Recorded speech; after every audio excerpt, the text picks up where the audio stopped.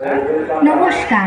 আমার আজকের নিবেদন কবিগুরু রবীন্দ্রনাথ ঠাকুরের লেখা পূজার সাজ। আশ্বিনের মাঝামাঝি উঠিল বাজনা বাজে, পূজার সময় এলো কাছে। মধু বিধু দুই ভাই ছুটাছুটি করে তাই, আনন্দে দু হাত দুই নাচে। পিতা বসেছিল দাঁড়িয়ে, দুজনে শুধাইল তারে, কি পোশাক আনিয়াছ কিনে?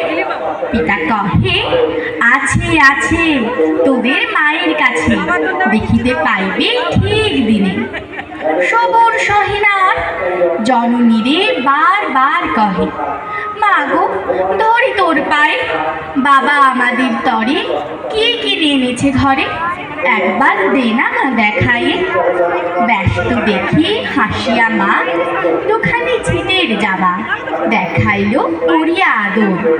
মধু কহে, আর নয়। মা কহিল, আছে এই একজোড়া ধুতি ও চাদর।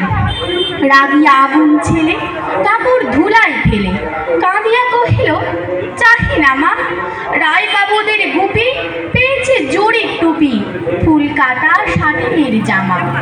মা কহিল, মধু ছি ছি, কেন কাঁদো মিছামিছি? গরিব যে তোমাদের বাপ, এবার হয়নি ধান, কত গেছে লোকসান, পেয়েছেন কত দুঃখ তাপ। তবু দেখো বহু ক্লেশে তোমাদের ভালোবেসে সাধ্য মতন এনেছে কিনে, সে জিনিস অনাদরে ফেলিলে ধরে পড়ে। এই শিক্ষা হলো এতদিনে।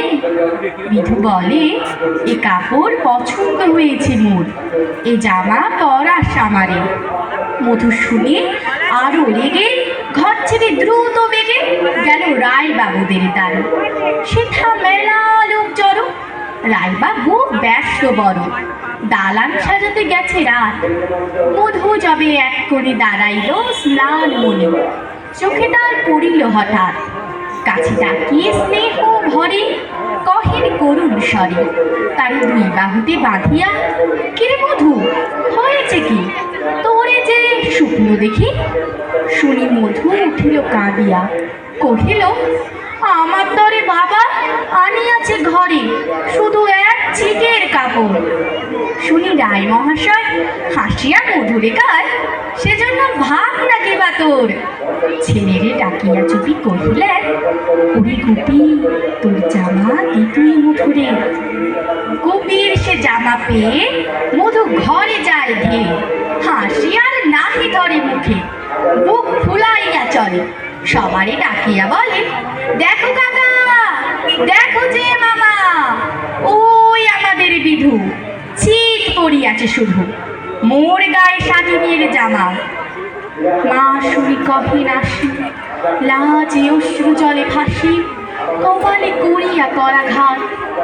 হই দুঃখে হই দিন, কাহারও রাখি নাই ঋণ, কারো কাছে পাতি নাই হাত। তুমি আমাদের ছেলে, ভিক্ষা লয়ে অবহেলে অহংকার করো ধে ধে। ছেঁড়া ধুতি আপনার ঢের বেশি দাম তার ভিক্ষা করা শাটিনের চেয়ে।